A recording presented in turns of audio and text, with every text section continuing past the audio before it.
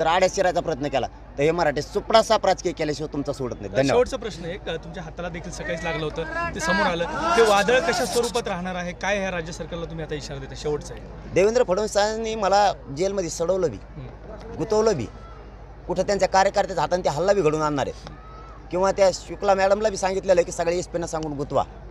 काहीही झालं आणि माझी मान जरी कापून नेली तरी मी मराठ्यांशी गद्दारी करू शकत नाही. 10% आरक्षण घेऊ शकत नाही. मी घेणार तो ओबीसीतूनच. मी हटू शकत नाही. काही झालं तरी, हाताला लागलं, पायाला लागलं, मी माझ्या जीवाची पहिल्यापासूनच कदर करत नाही. मला डॉक्टरांनी सांगितलं आता तुम्हाला 6 महिने आराम करावा लागेल. मी नाही करू शकत.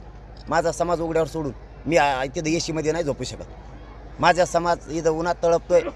माझा समाजाचे लेकर आक्रोश करायला लागले, आरक्षणासाठी फाशी घ्यायला लागले. मला त्या लेकरांना न्याय द्यायचा. मी माझ्या जीवाची कदर करणार नाही. मी एक मेलो तरी चालत, करोडो पोरं सुखात करायच्यात. मला मेलो तर हरकत नाही. मी मरण पत्करायला तयार आहे देवेंद्र फडणवीसांमुळं. पण आरक्षण घेतल्याशिवाय सुट्टी नाही. माझे पोरं मला समाधानी आणि सुखीच करायचे राज्यातले मराठ्यांचे करोडो पोरं. ते केल्याशिवाय मी हटत नाही. किती ताकद लावा तुम्ही. एबीपी माझा, उघडा डोळे बघा नीट.